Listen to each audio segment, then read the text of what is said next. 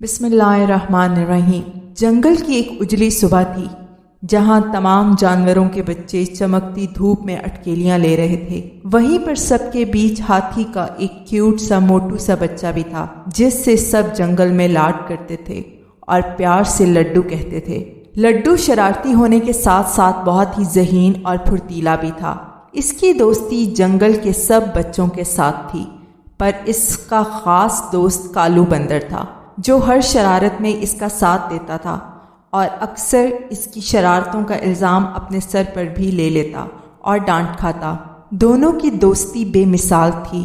ایک دن لڈو صبح سویرے اٹھا تو موسم بہت ہی خوشگوار اور پیارا تھا۔ ہلکی ہلکی بارش ہو رہی تھی تو کالو بندر جو کہ قریب ہی ایک بڑے درخت کے نیچے بنے گھر میں اپنے ماں باپ کے ساتھ رہا کرتا تھا، اس کے ساتھ جنگل کی سیر کا ارادہ کیا اور جھٹ کالو بندر کے گھر پہنچ گیا۔ وہاں پہنچا تو دیکھا کہ کالو بندر ابھی بھی سو رہا تھا، جسے سوتا دیکھ کر لڈو کو بہت غصہ آیا، کیونکہ کالو بندر کو صبح دیر تک سونے کی عادت تھی اور لڈو اس کی اس عادت سے تنگ تھا اور وہ اس طرح اسے صبح آ کر اکثر اٹھا دیا کرتا تھا اور پھر اسے لے کر ہر جگہ گھومتا اور نہ چاہتے بھی کالو بندر کو ہوش آ ہی جاتا اور پھر وہ مل کر خوب مستی اور شرارتیں کرتے تھے۔ آج بھی جب لڈو نے کالو کو اٹھایا تو پہلے وہ ناراض ہوا، لیکن پھر پیارے موسم کو لڈو کے ساتھ مل کر انجوائے کرنے لگا اور پھر وہ دونوں ندی کی طرف بڑھنے لگے جہاں بہت سے پھلوں کے درخت تھے۔ یہ دونوں اکثر وہاں جاتے، بندر لڈو کے لیے پھل توڑتا اور وہ دونوں مزے سے ندی کے کنارے بیٹھ کر پھل کھاتے۔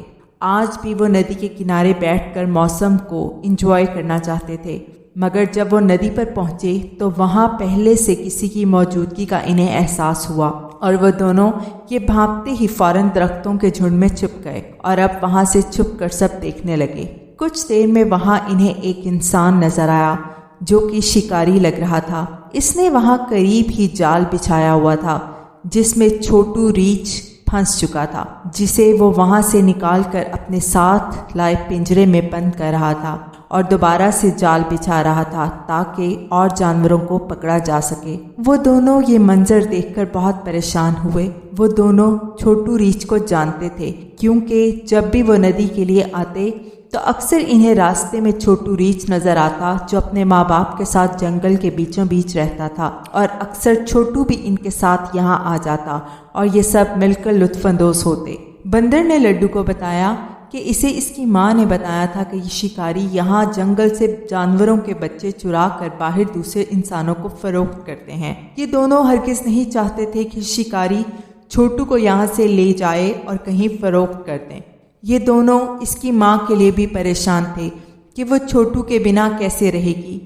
اب وہ دونوں ترکیب سوچنے لگے کہ کیسے چھوٹو کو اس شکاری کے پنجرے سے آزاد کروایا جائے کہ اچانک لڈو کو ایک ترکیب سوچی۔ اس نے کالو سے بولا کہ وہ ابھی یہاں سے باہر نکلے گا تاکہ شکاری اسے دیکھ لے اور اسے بھی پکڑنے کی کوشش کرے۔ جو ہی شکاری کا سارا دھیان اسے پکڑنے کی طرف ہوگا تو تم جلدی سے چھوٹو ریچھ کے پنجرے کا دروازہ کھول دینا اور گھر کی طرف بھاگنے لگنا، میں بھی گھر کی طرف دوڑ لگا دوں گا۔ یہ کہہ کر لڈو درختوں کے پیچھے سے باہر ٹہلتا ہوا آیا اور جب شکاری نے گول مٹول ہاتھی کا بچہ دیکھا تو اس کے منہ میں پانی آ گیا۔ وہ لڈو کو بھی پکڑنا چاہتا تھا۔ جو ہی شکاری کا سارا دھیان لڈو کی طرف ہوا، کالو بندر نے فوراً چھوٹو ریچھ کے پنجرے کا دروازہ کھول دیا اور دونوں نے جنگل کی طرف دوڑ لگا دی۔ جیسے ہی لڈو نے دیکھا کہ چھوٹو اب آزاد ہو چکا ہے تو وہ بھی جنگل میں اپنے گھر کی طرف بھاگنے لگا۔ اب وہ تینوں شکاری کی پہنچ سے بہت دور ہو چکے تھے۔ وہ تینوں جیسے ہی اپنے گھر کے قریب پہنچے،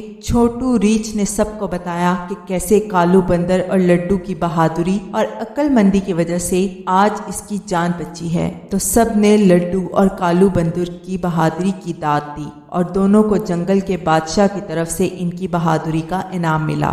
جنگل میں جشن کا سما تھا اور سب کالو ریچھ کے بچ جانے پر بہت خوش تھے۔